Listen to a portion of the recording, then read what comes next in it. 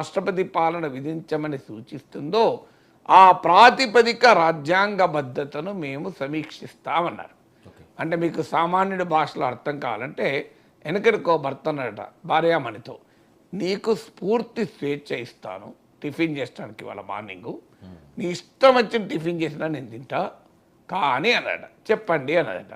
దాంట్లో మాత్రం పచ్చిమిర్చి, అల్లం, ఉల్లిపాయ, అలాగే ఉప్మా రవ్వ ఇవన్నీ కలిపి నీ ఇష్టం వచ్చిన టిఫిన్ చేయమన్నాడు. అవన్నీ కలిపి ఉప్మా అవుతుంది, వేరే టిఫిన్ కాదు.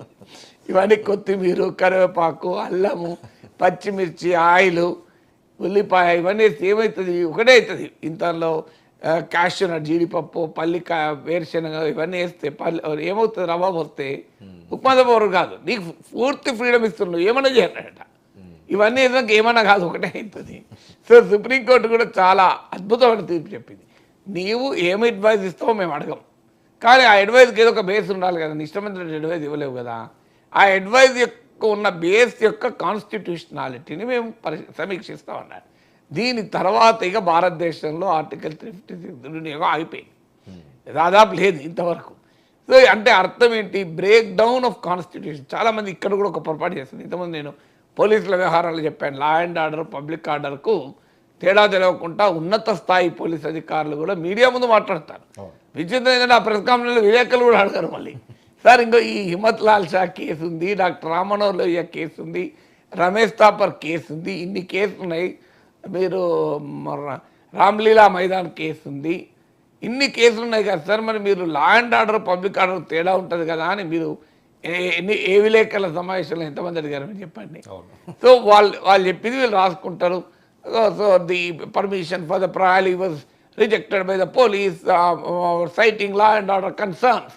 శాంతి భద్రతల సమస్యలను కారణంగా పోలీసులు ర్యాలీకి అనుమతి నిరాకరించారు, కావాలంటే కోర్టుకు వెళ్ళి తెచ్చుకోండి అన్నారు రాస్తారు. సో అంటే సమస్త అజ్ఞానం సుఖీభవ అనాలి మనం. సో కానీ అలాగే ఈ రాజకీయ నాయకులు కూడా లా and order constitutional break down ఒకటే అనుకుంటారు. ఇప్పుడు జగన్మోహన్ రెడ్డి ఈ ఉపోద్ఘాతం ఎందుకు చెప్తున్నా, జగన్మోహన్ రెడ్డి ఏమంటున్నాడు, సో దాడులు జరుగుతున్నాయి, అల్లర్లు జరుగుతున్నాయి, అవి జరిగినాయా, అవి ఎవరి మీద చేశారు, గతంలో చేశారు, ఇప్పుడు చేశారు, ఆ చర్చలకు నేను వెళ్ళడం లేదు. కానీ ఫండమెంటల్ క్వశ్చన్ ఏంటి అంటే సైట్ చేస్తున్నది ఏంటి, దాడులు ఇవే కదా. ఇవన్నీ కూడా శాంతి భద్రతల సమస్యలే. They are all problems of law and order. Law and order cannot be the ground for president rule. ఇది జగన్మోహన్ రెడ్డికైనా ఎవరికైనా అర్థం కాదు. గతంలో టీడీపీ ఇదే డిమాండ్ చేసి, ఇప్పుడు వైసీపీ అదే డిమాండ్ చేసింది. అప్పుడు నేను ఇదే మాట్లాడాను, ఇప్పుడు ఇదే మాట్లాడుతున్నాను. అప్పుడో పార్టీకి రుచించింది నా విశ్లేషణ, ఇప్పుడో పార్టీకి రుచిస్తుంది. కానీ నాగేశ్వర్ ఎవరికో రుచించడానికి విశ్లేషించాడు కనుక ఏది నిజమో చెప్తాడు. భారత రాజ్యాంగం శాంతి భద్రతల కారణాన ఒక ప్రభుత్వాన్ని రద్దు చేయమని, రాష్ట్రపతి పాలన విధించమని ఎక్కడా లేదు రాజ్యాంగం. ఒకవేళ కేంద్రం చేసినా అది సుప్రీంకోర్టులో ఒప్పుకోవు. ఇది మొదటి అందువల్ల రాష్ట్రపతి పాలన విధించడం అనే ఒక ఎక్స్ట్రీమ్ డిమాండ్. ఎస్, ఈ అల్లర్లను ఆపండి, దాడులను ఆపండి, ప్రజల ప్రాణాలకు రక్షణ కల్పించండి, మా కార్యకర్తలకు రక్షణ కల్పించండి అడగచ్చు.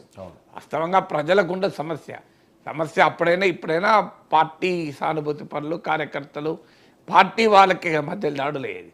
సాధారణ ప్రజలపైన ఎవడో చెందుకు దాడి చేస్తాడు, వాళ్ళు పరస్పరం దాడులు చేస్తారు, అధికారంలో ఉన్నవాడి ఆధిపత్యం ఉంటుంది, ఇవన్నీ జరుగుతాయి. సో అందువల్ల రాష్ట్రపతి పాలన జగన్మోహన్ రెడ్డి డిమాండ్ చేయాల్సింది. ఇది ఈ రకమైన దాడుల సంస్కృతి, పొలిటికల్ వైలెన్స్ కరెక్ట్ కాదు అని అడగాలి. అది అడగకుండా ఆయన ఏకంగా రాష్ట్రపతి పాలన అడుగుతున్నాడు. సో అయ్యారు మీరు అన్న రెండవ ప్రశ్న. ఇప్పుడు నేను ఇంతవరకు రాజ్యాంగం చెప్పిన, ఇక రాజకీయం. ఇప్పుడు అక్కడ ఎవరు అధికారంలో ఉన్నారు, ఎన్డీఏ అధికారం. ఇక్కడ ఎవరు అధికారంలో ఉంది, ఎన్డీఏ ఉంది. ఒక ఎన్డీఏ ప్రభుత్వం మరో ఎన్డీఏ ప్రభుత్వం తొలగిస్తారా? దేశ చరిత్రలో ఆర్టికల్ 356 దుర్వినియోగం అయింది అనేక సార్లు, 100 సార్ల పైన అయింది. కానీ ఎప్పుడు కూడా సొంత పార్టీ ప్రభుత్వాన్ని రద్దు చేసుకోలే. ప్రతిపక్ష ప్రభుత్వాల పైనే ఈ రాష్ట్రపతి పాలన ఆయుధాన్ని విధిస్తారు. జగన్మోహన్ రెడ్డి ఏమడుగుతున్నాడు, ఎన్డీఏ ప్రభుత్వాన్ని తొలగించమని అడుగుతున్నాడు. రాష్ట్రపతికి సొంత నిర్ణయం ఏమి ఉండదు. కేంద్ర కేబినెట్ ఏది అడ్వైజ్ ఇస్తే అది రాష్ట్రపతి చేయాల్సిందే. రాష్ట్రం అంటే ఎవరు చేయాలి? ఇప్పుడు బీజేపీ నియమిత గవర్నర్, బీజేపీ నియమిత ప్రభుత్వం హోంమంత్రి. అంటే ఈ గవర్నర్ చంద్రబాబు నాయుడు ప్రభుత్వం రద్దు చేయమని హోంమంత్రి రాస్తాడా? హోంమంత్రి క్యాబినెట్లో నోటు పెడతారా చంద్రబాబు నాయుడు ప్రభుత్వం రద్దు చేయమని? మోడీ ప్రభుత్వం చంద్రబాబు నాయుడు ప్రభుత్వం రద్దు చేయమని చెప్తుందా? వాళ్ళ ప్రభుత్వమే కదా. ఇది పొలిటికల్ కామన్ సెన్స్ కదా. ఇది రెండవది. మూడవది ప్రజల మ్యాండేట్.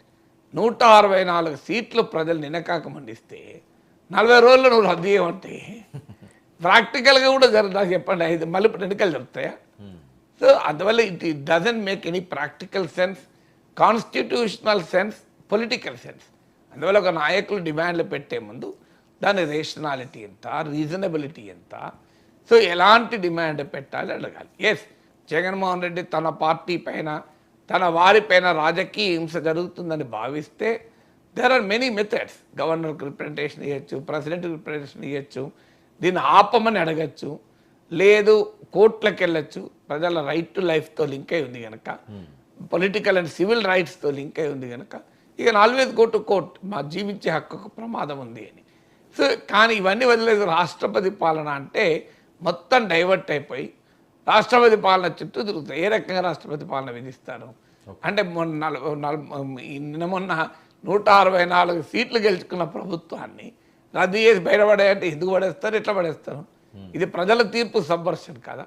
అందువల్ల రాష్ట్రపతి పాలన demand doesn't make any constitutional sense, any political sense, any common sense also. ఏదో ఒక సెన్స్ ఉండాలి కదా. సో అందువల్ల ఎందుకు మరి ఇలాంటి డిమాండ్లు పెడతారో నాకైతే అర్థమే కాదు. సో డిమాండ్లు పెట్టే ముందు రేషనాలిటీ ఏంటి, రీజనబిలిటీ ఏంటి, అందులో ప్రజలు కూడా హర్షించరు. నిన్నకాక మొన్న 164 సీట్లు వచ్చిన ప్రభుత్వాన్ని ఇవాళనే తొలగించు, అర్జెంటుగా నువ్వు నేను వస్తా అంటే ఎట్లా తొలగించి ఏం చేస్తారు? రాష్ట్రపతి పాలన పెడతారు. పోనీ ఇంకొక ప్రాక్టికల్ క్వశ్చన్ అడుగుతారు. రాష్ట్రపతి పాలన పెడతారు. రాష్ట్రపతి పాలన అంటే ఎవరిది? పరోక్షంగా కేంద్ర ప్రభుత్వ పాలన. జగన్మోహన్ రెడ్డి పాలన అయితే కాదు కదా. వైసీపీ పాలన పెట్టడం అయితే అడగలేడు కదా. కేంద్ర ప్రభుత్వ పాలన అంటే ఏంటిది? ఎన్డీఏ ప్రభుత్వ పాలన. అంటే మళ్ళీ ఎవరు? సేమ్ కూటమే కదా. రాష్ట్రపతి పాలన అయినా సేమ్ కూటమే పాలిస్తుంది. ప్రాక్టికల్ అసలు రాష్ట్రపతి పాలన ఇంపాసిబుల్. నేను అంటున్న జగన్మోహన్ రెడ్డి క్వశ్చన్ ఏంటంటే, అయ్యమ్మ నువ్వు రాష్ట్రపతి పాలన అడుగుతున్నావు, పెట్టాలనుకుందాం, ఎవరు పాలిస్తారు? మళ్ళీ ఇదే ఎన్డీఏ కూటమి కదా. ఓకే, ఈయన కోరుకున్నట్లు చంద్రబాబు నాయుడు ఉండకపోవచ్చు రాష్ట్రపతి పాలన, బట్ ఇది కూటమే కదా మళ్ళీ. అందువల్ల ఇట్ డజంట్ సింప్లీ ఇది political, moral, common, constitutional a sense కందని డిమాండ్. సో అందువల్ల ఇలాంటి డిమాండ్ల వల్ల సింపతి రాదు. ఇలాంటి డిమాండ్ల వల్ల అన్నెసరీ ఇక నష్టపోతారు తప్ప సింపతి రాదు. నువ్వు నిజంగానే కావాలనుకుంటే ఎస్, ఢిల్లీలో ధర్నా చేసుకోవచ్చు, తప్పలేదు. కోర్టులకు పోవచ్చు, తప్పలేదు. కాన్స్టిట్యూషనల్ ఆఫీసెస్కి వెళ్ళి రిప్రజెంటేషన్ ఇవ్వచ్చు, తప్పలేదు. నువ్వు ప్రజల్లో ఎక్స్పోజ్ చేయొచ్చు, తప్పలేదు. కానీ బట్ డిమాండింగ్ రాష్ట్రపతి పాలన అయితే అబ్సల్యూట్లీ ఇది రాజ్యాంగ విరుద్ధము. ఇది ఆచరణకు సాధ్యం కాదు, రాజకీయంగా కూడా అర్థం లేని డిమాండ్. అసెంబ్లీ సమావేశాలని ఎగ్గొట్టడానికే ఈ ఎత్తు వేశారు అన్నది ప్రతిపక్షాలు మాట్లాడుతున్నది. జగన్మోహన్ రెడ్డి గారు బయట కూడా ఉన్నది, ఒకసారి ఏమన్నా వింటారు సార్? పెట్టండి. జగన్మోహన్ రెడ్డి గారు బయట ప్లే చేయండి.